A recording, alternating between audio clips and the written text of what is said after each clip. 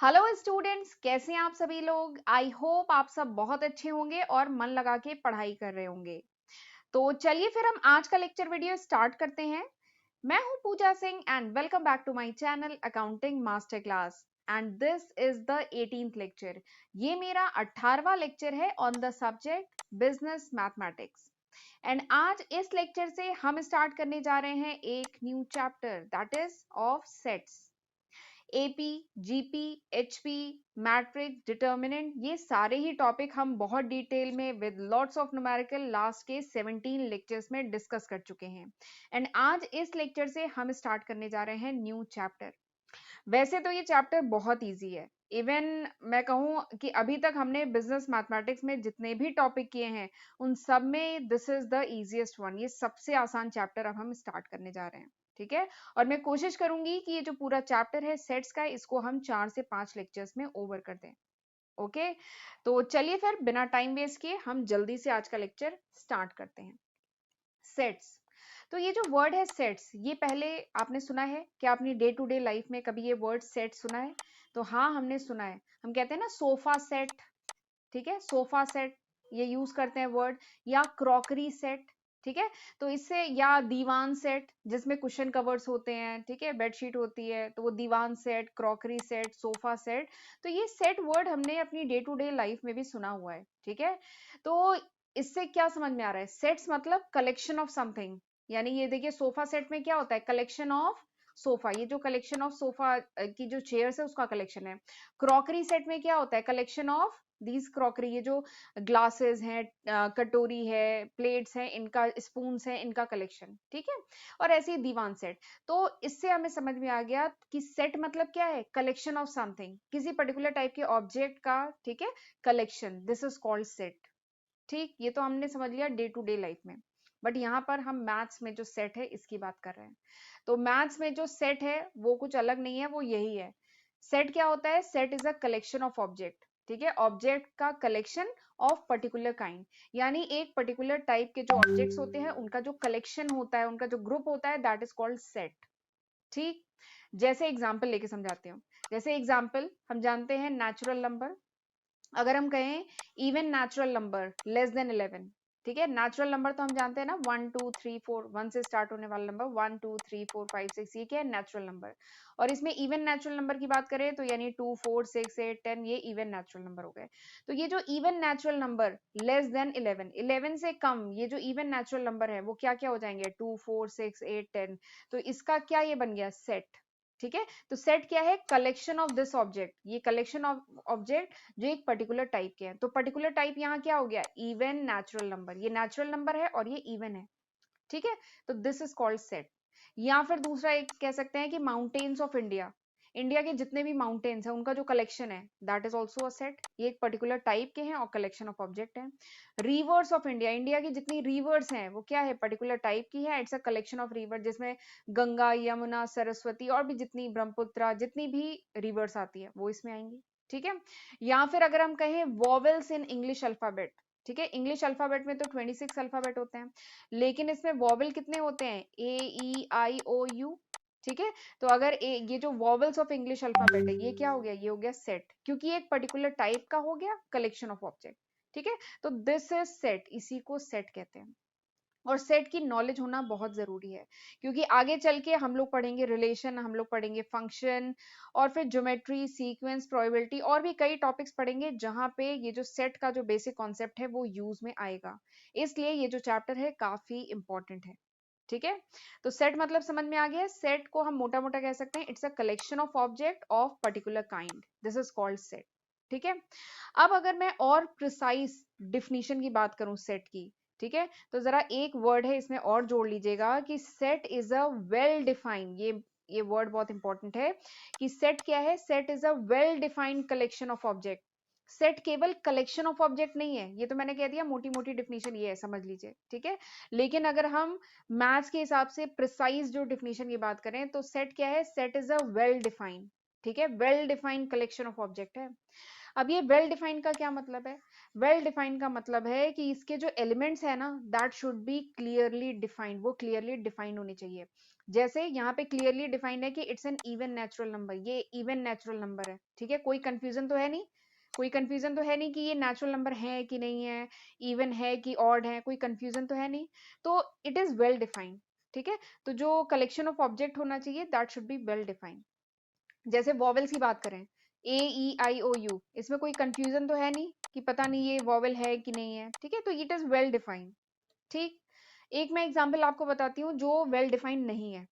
जैसे अगर मैं कहूं कि 5 most renowned mathematician of the world, ठीक है, 5 most renowned mathematician of the world इसका कलेक्शन है, ठीक है। तो अब बताइए, most renowned mathematician, 5 most renowned mathematician of the world, तो क्या ये वेल डिफाइंड है कलेक्शन ऑफ ऑब्जेक्ट? इसमें जो 5 मैथमेटिशियन है क्या वो वेल डिफाइंड है? नहीं, वो वेल डिफाइंड नहीं होंगे। क्यों? क्योंकि देखिए रिनाउंड की कोई डिफिनीशन नहीं है, किसी पर्सन के हिसाब से रिनाउंड की डिफिनीशन कुछ और है, किसी के हिसाब से कुछ और है, तो this is not well defined, ये वेल डिफाइंड नहीं है। मैथ्स में चीजें बहुत प्रिसाइज चलती हैं, वेल डिफाइंड होनी चाहिए, ठीक है। तो अगर हम कहें मोस्ट रिनाउंड, मोस्ट पॉपुलर, ऐसा नहीं चलेगा, ठीक है।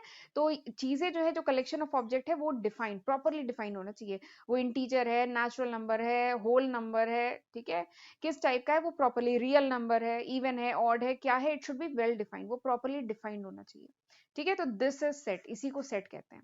फिर से एक बार रिपीट कर रही हूँ, सेट क्या है? Set is a well defined collection of object, एक कलेक्शन ऑफ ऑब्जेक्ट है, ठीक है, and this collection of object should be well defined, इसी को कहा जाता है सेट। और ये सारे एग्जाम्पल है जो आप एग्जाम में लिखेंगे, डिफिनीशन भी लिखेंगे, साथ में एग्जाम्पल भी लिखेंगे, ठीक है।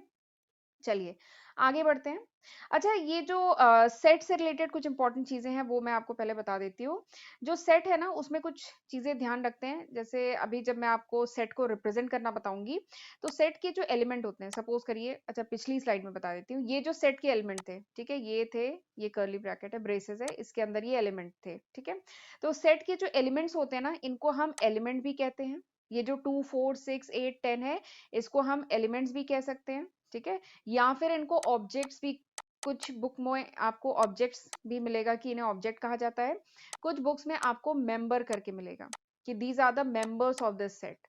तो चाहे एलिमेंट कह लीजिए, these are the element of the set, these are the object of the set, या these are the members of the set, बात एक ही है, ठीक है। तो ये पहली चीज ध्यान रखिएगा। दूसरी चीज है कि जो सेट्स होते हैं ना, उन्हें जनरली कैपिटल लेटर से डिनोट किया जाता है। जैसे अभी हम लोग बहुत सारे क्वेश्चन भी करेंगे, तो वहां देखिएगा जो सेट है उसे कैपिटल ए ऐसे करके, जो भी सेट्स है ऐसे करके डिफाइन करेंगे, या कैपिटल बी, ठीक है। तो जो सेट होते हैं उन्हें कैपिटल लेटर से A B C D P Q R जैसे डिनोट करना चाहें डिनोट करते हैं, ठीक है। और जो एलिमेंट्स होते हैं सेट के, उनको हम स्मॉल लेटर से डिनोट करते हैं। जो इसके अंदर के जो एलिमेंट्स है ना, हम इनको ए बी सी या कुछ भी X Y Z small letter से डिनोट करते हैं, ठीक है। तो ये थोड़ा एक तरीका है डिनोट करने का, प्रेजेंट करने का सेट को, ठीक, ये थोड़ा सा ध्यान रखिएगा। चलिए आगे बढ़ते हैं। अब जो सेट्स है, ठीक है, अगर कोई पर्टिकुलर एलिमेंट उस सेट में बिलोंग करता है कि नहीं करता है, ठीक है, तो ये भी हम प्रेजेंट कर सकते हैं। कैसे प्रेजेंट करेंगे वो अभी मैं आपको बताती हूँ। तो वही देखिए मैंने लिखा है, we can present whether a particular element या object belong to a particular collection और नॉट। यानी किसी पर्टिकुलर कलेक्शन या किसी पर्टिकुलर सेट में कोई एलिमेंट या ऑब्जेक्ट या मेंबर बिलोंग करता है कि नहीं करता है, ये हम कैसे रिप्रेजेंट करेंगे? तो उसके लिए we use one Greek symbol, उसके लिए हम एक ग्रीक सिंबल यूज करते हैं, इसको कहते हैं एप्सिलॉन, ठीक है, ये है वो ग्रीक सिंबल, इसको कहते हैं एप्सिलॉन, ठीक है। और इसका मतलब क्या है? इसका मतलब है बिलोंग्स टू, इस सिंबल का मतलब क्या है? बिलोंग्स टू, ठीक है। जैसे सपोज करिए A is an element of set A, एक सेट ए है, इसका एक एलिमेंट है ए, ठीक है। तो यानी ए, ये जो स्मॉल ए है, ये इस सेट ए में बिलोंग करता है, तो हम ऐसे लिख सकते हैं ए बिलोंग्स टू ए, ठीक है। बट इस सेट में बी बिलोंग कर रहा है क्या? तो इस सेट में तो केवल एक ही एलिमेंट है ए, तो बी तो नहीं बिलोंग कर रहा ना, तो हम बी अगर नहीं बिलोंग करता है तो हम इसको बी, ये एप्सिलॉन को ऐसे करके काट देते हैं, ठीक है। तो B does not belong to A, ऐसे रिप्रेजेंट करते हैं। तो ये क्या है? A belongs to A, small A belongs to capital A, and B does not belongs to A. तो इस तरीके से हम रिप्रेजेंट करते हैं, ठीक। तो जैसे एक और एग्जांपल है, जैसे रिवर अमेज़न, या रिवर नील ले लीजिए या अमेजोन रिवर, तो क्या ये इंडिया की रिवर है? नहीं, it does not belong to the collection of rivers of India. India की रिवर्स की बात करें तो दिस रिवर अमेजोन क्या बिलोंग करती है? ये जो अगर सेट है रिवर्स ऑफ इंडिया का, क्या रिवर अमेजोन उसमें बिलोंग करती है? नहीं। तो ये जो अमेजोन रिवर है, ठीक है, अगर मैं अमेजोन रिवर को ए से रिप्रेजेंट करती हूँ, तो Amazon river does not belong to set of rivers of India. अगर ये जो कैपिटल आर है ये अगर सेट है रिवर्स ऑफ इंडिया का, तो अमेजोन रिवर नहीं बिलोंग करती है। लेकिन जो यमुना स्मॉल वाई से यमुना रिवर है, this belongs to rivers of India का जो सेट है उसमें यमुना रिवर बिलोंग करती है। ठीक है, तो इस तरीके से हम रिप्रेजेंट करते हैं और ये सिंबल है, इसका नाम है एप्सिलॉन, ऐसे रिप्रेजेंट करते हैं एप्सिलॉन से। ठीक, यहां तक समझ में आ गया? चलिए आगे बढ़ते हैं। अब मैथ्स में कुछ जो ये जैसे कुछ सिंबल्स हैं, ठीक है, कुछ एग्जाम्पल है, कुछ पर्टिकुलर सिंबल है जो स्पेशली इन्हीं के लिए यूज किए जाते हैं।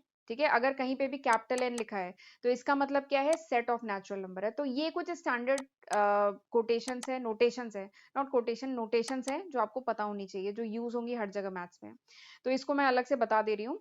देखिए, अगर कहीं पे भी कैपिटल एन ऐसे हो, ठीक है, set of this capital N है, तो इसका मतलब क्या है? It's a set of natural number. ये नेचुरल नंबर का सेट है। ठीक है, नेचुरल नंबर तो हम जानते हैं कहाँ से स्टार्ट होता है, 1 2 3 4 5।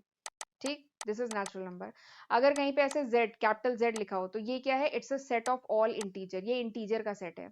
इंटीजर तो हम जानते हैं, ठीक है, इंटीजर क्या है? इधर इधर इन्फिनिटी, -4 -3 -2 -1 0 1 2 3 4। ठीक है, ये जो पॉजिटिव और निगेटिव और जीरो का जो कलेक्शन है दैट इज इंटीजर। ठीक है, तो ये सेट ऑफ इंटीजर को रिप्रेजेंट करता है। अगर Q ऐसे कैपिटल Q लिखा है तो ये क्या रिप्रेजेंट करता है? It's a set of rational number. ये क्या है? Set of rational number. ठीक है, और रेशनल नंबर के अंदर आपके इंटीजर भी आते हैं, आपके होल नंबर भी आते हैं, आपके नेचुरल नंबर भी आते हैं। This is rational number. Rational number हम जानते हैं ना, जिसको हम p बाई क्यू के फॉर्म में लिख सकें। ठीक है, जिसमें q is not equal to 0, this is called rational number. ठीक, अगर कैपिटल R लिखा है तो वो क्या है? It's a set of real number. Capital R लिखा है तो it's a set of real number. और रियल नंबर में क्या आता है? रियल नंबर में आपके सारे रेशनल नंबर भी आते हैं और सारे इरेशनल नंबर भी आते हैं। ठीक है, तो दिस इज रियल नंबर। अगर Z और ऐसे ऊपर स्टार लगा है तो ये क्या है? Set of positive integer number. ठीक है, पॉजिटिव इंटीजर नंबर को इस तरीके से रिप्रेजेंट किया जाता है, Z स्टार। Q स्टार लिखा है तो इसका मतलब क्या है? Positive rational number. Q rational number का था, ठीक है, और Q स्टार मतलब पॉजिटिव रेशनल नंबर। और अगर R प्लस ऐसे करके लिखा है यानी पॉजिटिव रियल नंबर। ठीक है, तो ये कुछ स्टैंडर्ड नोटेशंस हैं जो मैथ्स में अधिकतर यूज की जाती है। और ये जो नोटेशन जब यूज की जाएगी तो इसमें बताया नहीं जाएगा कि Z मतलब क्या है, तो आपको पता होना चाहिए Z कैपिटल Z लिखा है मतलब इंटीजर, कैपिटल Q लिखा है मतलब रेशनल। ठीक है, तो इसलिए ये मैंने अलग से बता दिया है। ठीक, वैसे अच्छा ये डायग्राम याद आ रहा है? ये आपने क्लास 9th में जब आपने नंबर्स पढ़ा है, ठीक है, सबसे अंदर होता है नेचुरल नंबर। नेचुरल नंबर में क्या आता है? 1 2 3 4 up to infinity. Whole number में क्या आता है? जीरो भी इंक्लूडेड होता है। नेचुरल नंबर 1 से स्टार्ट होता है, होल नंबर में जीरो भी आता है, तो देखिए इसलिए इधर लिखा है जीरो। फिर इंटीजर में क्या आता है? इंटीजर में पूरा मतलब 1 2 3 4 ये पूरा ही इंटीजर में आता है। ठीक है, तो ये आ गया आपका इंटीजर का सेट। ठीक है, फिर इंटीजर से भी बाहर क्या आता है? रेशनल नंबर का सेट। ठीक है, और फिर ये हो गया रेशनल नंबर और ये क्या हो गए? Irrational number. ठीक, और रेशनल प्लस इरेशनल नंबर को मिला के क्या बनता है? Real number. ठीक, और इंटीजर में क्या आता है? इंटीजर में आते हैं सारे negative number, zero and positive number. ठीक है, तो दिस इज इंटीजर। तो ये थोड़ा सा ध्यान रखिएगा, ठीक है, कि रेशनल नंबर क्या होता है, इंटीजर क्या होता है, होल नंबर क्या होता है, नेचुरल नंबर क्या होता है, इरेशनल नंबर क्या होता है और रियल नंबर क्या होता है। इसमें कोई कंफ्यूजन मत रखिएगा। ठीक, चलिए आगे बढ़ते हैं। अब हम देखते हैं रिप्रेजेंटेशन ऑफ सेट्स। सेट्स को कैसे रिप्रेजेंट करते हैं? तो देयर आर टू मेथड्स, दो तरीके हैं सेट को रिप्रेजेंट करने के। एक है रोस्टर या टैबुलर फॉर्म, दूसरा है सेट बिल्डर फॉर्म। दो तरीके हैं जिनसे हम सेट को रिप्रेजेंट कर सकते हैं। ठीक है, तो चलिए एक एक करके दोनों तरीके हम पढ़ते हैं। पहला है रोस्टर या टैबुलर फॉर्म। ठीक है, तो रोस्टर या टैबुलर फॉर्म बहुत ईजी है। इसमें क्या होता है? जितने भी एलिमेंट्स होते हैं सेट के, उन्हें लिस्ट कर दिया जाता है, उन्हें लाइन से लिखा जाता है। ठीक है, और they are separated by comma, comma से सेपरेट किए जाते हैं and enclose within braces, यानी ब्रेसेस के बीच में उनको ऐसे करके, अगर सपोज करिए सेट ऑफ नेचुरल नंबर है तो ऐसे ऐसे करके set of natural number less than 6 है। ठीक है, तो ये करके ये बन गया हमारा सेट। ठीक है, तो ये क्या है, टेबुलर फॉर्म या रोस्टर फॉर्म। इसमें क्या होता है, सिंपली एलिमेंट को लिस्ट कर दिया जाता है and they are separated by comma, comma से इनको सेपरेट करिए और ब्रेसेस के बीच में इन्हें इनक्लोज करिए, तो ये होता है रोस्टर फॉर्म। ठीक, जैसे एग्जाम्पल बताती हूँ, एग्जाम्पल देखिए, set of all even positive integer, जितने भी इवन हो, पॉजिटिव हो इंटीजर लेस देन 9, ठीक है, तो even positive integer less than 9 क्या क्या हो सकता है, 2 4 6 8। तो सिंपली अगर इन्हें रोस्टर फॉर्म में रिप्रेजेंट करना है तो आप ब्रेसेस लगाइए, इसके बीच में 2 4 6 8 जितने भी नंबर है उनको लिखिए, कॉमा से सेपरेट करिए, हो गया। एक और एग्जांपल है, जैसे अगर आपको लिखना है set of all natural number which are divided by 20, वो सारे नेचुरल नंबर विच डिवाइड 20, जो 20 को डिवाइड करते हैं, तो कौन कौन से नंबर 20 को डिवाइड करते हैं, 1 2 4 5 10 20, ये डिवाइड करते हैं, तो सिंपली इन नंबर्स को लिखिए ऐसे और कॉमा से सेपरेट करिए और ब्रेसेस में इंक्लोज करिए, हो गया। एक और एग्जांपल है set of all vowel in English alphabet, English alphabet में जितने वॉवेल हैं वो अगर रिप्रेजेंट करना है सेट के फॉर्म में, तो कोई नहीं, ब्रेसेस के बीच में आपने 5 वॉवेल्स होते हैं, ए ई आई ओ यू, वो लिखिए, कॉमा से सेपरेट करिए, हो गया। तो कितना आसान है रोस्टर फॉर्म में। ठीक, बस इसमें दो चीज का ध्यान रखना है, दो चीज पता होनी चाहिए बस। पहली चीज क्या है कि जो जो ऑर्डर है एलिमेंट्स का, इट इज इममटेरियल, ठीक है, ये जो नंबर्स लिखे हैं, नंबर्स नहीं, ये जो एलिमेंट्स लिखे हैं सेट के अंदर, इनका ऑर्डर मैटर नहीं करता, ठीक है। इसका मतलब क्या है कि चाहे आप 2 4 6 8 लिखिए, चाहे आप 4 2 8 6 लिखिए, दोनों एक ही सेट है, ठीक है। तो order of the element is immaterial, order of element matter नहीं करता है, ए ई आई ओ यू लिखिए चाहे ओ यू आई ई ए लिखिए, ठीक है, इट इज इममटेरियल, पहला पॉइंट ये है। दूसरा पॉइंट जो इंपॉर्टेंट ध्यान रखने वाला ये है कि जब हम रोस्टर फॉर्म में लिखते हैं तो elements are not repeated, element को रिपीट नहीं करते हैं, हर एलिमेंट क्या होता है, this is taken as distinct, हर एलिमेंट जो होता है डिस्टिंक्ट होता है, एक ही बार लिया जाता है। जैसे अगर ये जो पूजा वर्ड है, ठीक है, अगर मुझे इसे अगर सेट में रिप्रेजेंट करना है तो मैं ऐसा नहीं करूंगी, ठीक है, पी डबल ओ जे ए ऐसे करके नहीं रिप्रेजेंट करूंगी, ओ जो है यहाँ पे दो बार रिपीट नहीं होगा, it will come only once, एक ही बार ओ को प्रेजेंट किया जाएगा, ठीक है। तो ये सेट में थोड़ा सा ध्यान रखते हैं इन दो पॉइंट का, एक तो ऑर्डर इममटेरियल है और दूसरा क्या है, जो एलिमेंट है उन्हें रिपीट नहीं किया जाता, अगर सिमिलर एलिमेंट है तो उन्हें रिपीट नहीं किया जाता है, element is taken as distinct, ठीक है, एलिमेंट डिस्टिंक्ट एलिमेंट लिए जाते हैं, ठीक है। तो ये दो बातों का ध्यान रखा जाता है, राइट। चलिए आगे बढ़ते हैं, अब मैं आपको बताती हूँ सेट बिल्डर फॉर्म, कैसे सेट को हम सेट बिल्डर फॉर्म में रिप्रेजेंट करते हैं।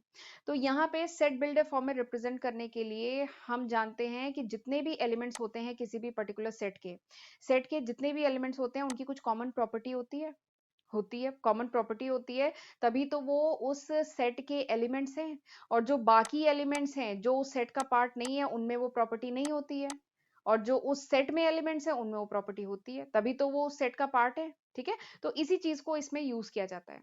जैसे एग्जाम्पल के साथ समझाती हूँ, सपोज करिए ये एक सेट है, ठीक है, ये एक वी एक सेट है, ए ई आई ओ यू ऐसे करके एक सेट है, ठीक है।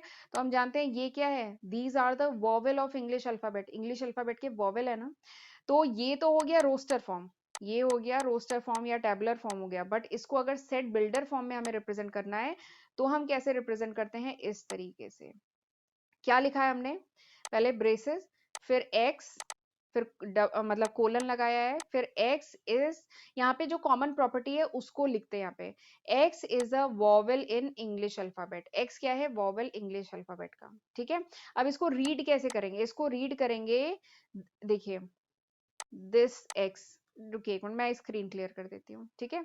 ये ब्रेसेस और एक्स यहां तक, इसका क्या मतलब है, इसका मतलब है the set of all x, ये जो ब्रेसेस करके एक्स लिखा है इसका क्या मतलब है, इसका मतलब है the set of all x, यानी सारे एक्स का सेट, और ये जो कोलन है इसका मतलब है सच दैट, ये जो कोलन है इसका मतलब होता है सच दैट, ये देखिए लिखा है, जो कोलन है उसका मतलब है सच दैट, और ये जो ब्रेसेस करके लिखा है एक्स उसका मतलब है the set of all x, यानी उन सारे एक्स का सेट सच दैट, ठीक है, सच दैट कि एक्स क्या हो, वॉवेल हो इंग्लिश अल्फाबेट का, ठीक है, उन सारे एक्स का सेट सच दैट कि एक्स क्या हो, वॉवेल हो इंग्लिश अल्फाबेट का, ठीक है। तो इस तरीके से रीड करते हैं, the set of all X such that x is a vowel of English alphabet, ठीक। तो इसको हम सेट बिल्डर फॉर्म में इस तरह से रिप्रेजेंट करते हैं और इस तरह से बोलते हैं, ठीक। जैसे एग्जाम्पल के लिए ये है, सेट ए है, तो इसको कैसे बोलेंगे? The set of all X such that, ये जो कोलन है यानी such that x is a natural number which divides 12, यानी एक्स क्या हो? नेचुरल नंबर हो और 12 को विच डिवाइड्स 12, जो 12 को डिवाइड करे। ठीक है, तो कौन कौन से नंबर हो सकते हैं नेचुरल नंबर? यानी 1 2 3 4 6 और 12 हो सकता है। ठीक है, तो ये हो गया टैबुलर फॉर्म में और ये हो गया सेट बिल्डर फॉर्म में। ठीक है, कैसे बोलेंगे इसे? The set of all x, यानी उन सारे एक्स का सेट सच दैट एक्स एक नेचुरल नंबर है विच डिवाइड्स 12, तो ये आ जाएगा। ठीक, और इसमें कोई जरूरी नहीं है कि आप x ही यूज करें, यहाँ पे y यूज कर लीजिए, z यूज कर लीजिए। ठीक है, कुछ भी यहाँ पे वेरिएबल ये जो यूज कर सकते हैं। जैसे एक दूसरा है एग्जांपल यहाँ पे, the set of all y such that y is a vowel in English alphabet, यानी उन सारे y का सेट सच दैट y क्या हो? वॉवेल हो इंग्लिश अल्फाबेट का। तो इसका जो सेट बनेगा वो क्या बनेगा? AEIOU। ठीक है, तो ये क्या हो गया? ये हो गया आपका ये रोस्टर फॉर्म में और ये हो गया सेट बिल्डर फॉर्म में। ठीक, फिर एक और है द सेट ऑफ, एक सेकेंड यहाँ मैंने ब्रैकेट गलत लगाई, ये कर्ली ब्रैकेट लगता है। ठीक है, इसे ब्रेसेस कहते हैं। तो the set of all z such that z, यहाँ पे स्मॉल z होगा, गलती से यहाँ कैपिटल है। z is an odd natural number, कि z क्या हो? ऑड नेचुरल नंबर का सेट हो। ठीक है, तो ऑड नेचुरल नंबर क्या होंगे? 1 3 5 7, नेचुरल नंबर है तो 1 से शुरू होगा, ऑड है तो 1 3 5 7। ठीक है, ऐसे करके होगा। तो इस तरीके से सेट बिल्डर फॉर्म में रिप्रेजेंट किया जाता है। ठीक है, ये बात समझ में आ गई? चलिए आगे बढ़ते हैं, अब हम करेंगे कुछ क्वेश्चंस। ठीक, चलिए क्वेश्चन क्या है? Write the solution set of the equation this in roster form, यानी ये एक इक्वेशन दिया है, इसका जो सॉल्यूशन है उसका सेट आपको रिप्रेजेंट करना है, किसमें? रोस्टर फॉर्म में यानी टैबुलर फॉर्म में। तो सबसे पहले तो इसका सॉल्यूशन देख लेते हैं। देखिए इक्वेशन क्या है? X square X minus two equals to 0, यानी X square plus 2x minus X minus two equals to 0, ऐसे लिख सकते हैं। यानी x इसमें कॉमन ले लीजिए, यानी x प्लस टू, और यहाँ पे मैं -1 बाहर कॉमन ले लेती हूँ, यानी x plus two equals to 0 हो गया। यानी x माइनस वन और x plus two equals to 0, ये हो गया। यानी x की दो वैल्यू क्या आई? +1 और -2। ठीक है, यानी x की दो वैल्यू आ गई। अब इसको रोस्टर फॉर्म में रिप्रेजेंट करना है, तो हम क्या करेंगे? सिंपली क्या लिखेंगे? 1 एंड -2, ये हो गया, ये रिप्रेजेंट हो गया सेट। ठीक है, जो भी सेट का नाम देना चाहे, ए सेट है, ये क्या रिप्रेजेंट कर रहा है? Solution of this equation. ठीक, ये हो गया, बहुत सिंपल है। अगला एक और देखते हैं, write the set this in roster form, ये एक सेट दिया गया है सेट बिल्डर फॉर्म में, इसको रोस्टर फॉर्म में लिखना है। सेट क्या है? The set of all x, इसको कैसे पढ़ेंगे? The set of all X such that x is a positive integer and x square is less than 40। ठीक है, x क्या हो? ये सेट ऑफ x हमें बताना है कि x क्या हो? एक तो पॉजिटिव इंटीजर हो। ठीक है, पहले तो इंटीजर में क्या आता है? निगेटिव आता है, जीरो आता है, पॉजिटिव आता है, तो यानी इसको एक्सक्लूड करो, केवल पॉजिटिव हो। ठीक है, और क्या हो? X square less than 40, X square less than 40 है, यानी x is less than under root 40। ठीक है, x is less than under root 40, यानी x is less than 6.3। Under root 40 की वैल्यू निकालेंगे तो 6.3 के आसपास आएगा। ठीक है, अप्रोक्सीमेट 6.3 आएगा, यानी x should be less than 6.3। तो यानी इसका सेट क्या बनेगा? पॉजिटिव इंटीजर यानी 1 2 3 4 5, और लेस देन 6.3 यानी 6 भी इंक्लूडेड होगा। ठीक है, तो यानी ये होंगे एलिमेंट इस सेट के। अब इसको रिप्रेजेंट कैसे करेंगे? ऐसे 1 कॉमा से सेपरेट करेंगे और ब्रेसेस में इंक्लूड करेंगे, 1 2 3 4 5 6, ये हो गया, सिंपल सा है। ठीक है, तो इस तरीके से रिप्रेजेंट करेंगे। चलिए आगे बढ़ते हैं। अच्छा, आगे बढ़ने से पहले मैं बताना चाहती हूँ कि this is the list of subject जो मैं आज की तारीख यानी मई 2022 तक अपने चैनल पे अपलोड कर चुकी हूँ। इन सारे ही सब्जेक्ट की सेपरेट प्लेलिस्ट मैंने अपने चैनल पे बनाई हुई है, तो जरूर इनका फायदा उठाइएगा, खुद भी पढ़िएगा और अपने फ्रेंड्स के साथ भी इनको ज्यादा से ज्यादा शेयर करिएगा। ओके, और 430 से भी ज्यादा वीडियो लेक्चर्स मैं अपने चैनल पे अपलोड कर चुकी हूँ। ठीक, और चैनल पे पहली बार आए हैं तो चैनल को सब्सक्राइब किए बिना मत जाइएगा, नोटिफिकेशन बेल भी जरूर प्रेस करिएगा, ताकि जब भी मैं वीडियो डालूं आपको नोटिफिकेशन मिल पाए। राइट और अगर ये लेक्चर यूजफुल लगा हो, अगर लगा हो आपने आज के इस लेक्चर से कुछ सीखा है, तो प्लीज मुझे कमेंट सेक्शन में जरूर बताइएगा और वीडियो को लाइक करना मत भूलिएगा, ताकि मुझे ऐसे ही मोटिवेशन मिलता रहे और मैं वीडियो लेक्चर्स लाती रहूं। राइट, चलिए आगे बढ़ते हैं, एक और क्वेश्चन देखते हैं। राइट द सेट ए ये आपको दिया गया है इन सेट बिल्डर फॉर्म। इस सेट ए को, जो कि एक टैबुलर फॉर्म में है, इसको सेट बिल्डर फॉर्म में लिखना है। ठीक है, तो सबसे पहले मैंने आपको बताया था सेट बिल्डर फॉर्म में अगर किसी सेट को लिखना है तो वहां पे हम क्या यूज करते हैं, कॉमन प्रॉपर्टी। यानी ये जो सेट है इसके जो एलिमेंट्स है उनमें कोई कॉमन प्रॉपर्टी है क्या, तो देखते हैं, चलिए इसमें कोई कॉमन प्रॉपर्टी है। तो जरा आप इन नंबर को ऑब्जर्व करेंगे तो आप देखेंगे कि every number is an square of the natural number. ये क्या है 1 स्क्वायर, ये क्या है 2 स्क्वायर, ये क्या है 3 स्क्वायर, ये है 4 स्क्वायर, ये है 5 स्क्वायर, और कहानी आगे ऐसी जा रही है। ठीक है, तो इसका मतलब क्या है कि ये क्या है, स्क्वायर ऑफ नेचुरल नंबर, यानी this is the common property, यही कॉमन प्रॉपर्टी है। तो इसको हम कैसे लिखेंगे, हम इसको लिखेंगे the set of all x. पहले तो ये सेट का नाम क्या है, कैपिटल ए। ठीक है, कैपिटल ए इज, हम लगाएंगे ब्रेसेस, फिर लिखेंगे the set of all X such that, इसका मतलब क्या है, सच that x is the square of, x is the square of, किसका स्क्वायर है, नेचुरल नंबर का, क्योंकि 1 से स्टार्ट है। ठीक है, x is the square of natural number, और ब्रेसेस लगा देंगे तो हो गया। तो ये हमने रिप्रेजेंट कर लिया सेट बिल्डर फॉर्म में। या फिर इसको एक तरीके से और रिप्रेजेंट कर सकते हैं, set of all X such that x equals to N square, ऐसे लिख दीजिए। x क्या है, n स्क्वायर है, जहां पे n क्या है, n belong to capital n। अब मैंने कैपिटल n बताया था ना, capital n is the set of natural number.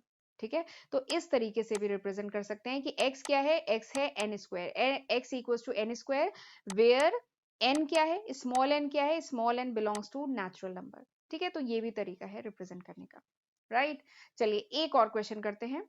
आपको ये दिया गया है, एक सेट दिया गया है टैबुलर फॉर्म में, आपको इसको सेट बिल्डर फॉर्म में रिप्रेजेंट करना है। ठीक है, अगेन वैसे ही क्वेश्चन है। तो आप सबसे पहले इसके एलिमेंट को ऑब्जर्व करिए। अगेन हमें क्या सर्च करना है, हमें सर्च करना है कॉमन प्रॉपर्टी। इनके बीच में कुछ कॉमन है, कुछ कॉमन प्रॉपर्टी दिख रही है क्या, तो हाँ देखिए, यहाँ पे न्यूमरेटर और डिनोमिनेटर को देखिए, 1/2, 2/3, 3/4, 4/5, 5/6, 6/7, यानी हर डिनोमिनेटर क्या है, न्यूमरेटर से एक ज्यादा है। ठीक है, सारे डिनोमिनेटर, हर नंबर में जो सारे डिनोमिनेटर हैं वो न्यूमरेटर से एक ज्यादा है। ठीक है, तो यानी हमें ये मिल गई कॉमन प्रॉपर्टी। ठीक, और एक चीज और है, यहाँ पे अगर मैं मानूं कि ये n है, पहला नंबर है, तो ये कहाँ तक गया है, केवल 6 तक गया है, 6 से ज्यादा नहीं है, 6 तक ही है। ठीक है, तो एक ये नंबर लिया। ठीक है, और ये क्या है, नेचुरल नंबर, 1 से स्टार्ट हो रहा है तो नेचुरल नंबर है। ठीक है, तो बस हमें मिल गई कॉमन प्रॉपर्टी। तो अब हम कैसे रिप्रेजेंट करेंगे, हम रिप्रेजेंट करेंगे, ब्रेसेस लगाया, फिर लिखेंगे x, यानी the set of all x। ठीक है, set of all x such that, colon मतलब such that x is equals to, x क्या है, x है n/n+1, क्योंकि आप देख रहे हैं सारे डिनोमिनेटर नंबर क्या है, एक ज्यादा है। x is equals to x equals to n/n+1। ठीक है, जहां पर n क्या है, जहां पर n क्या है, where n is natural number, where n is natural number.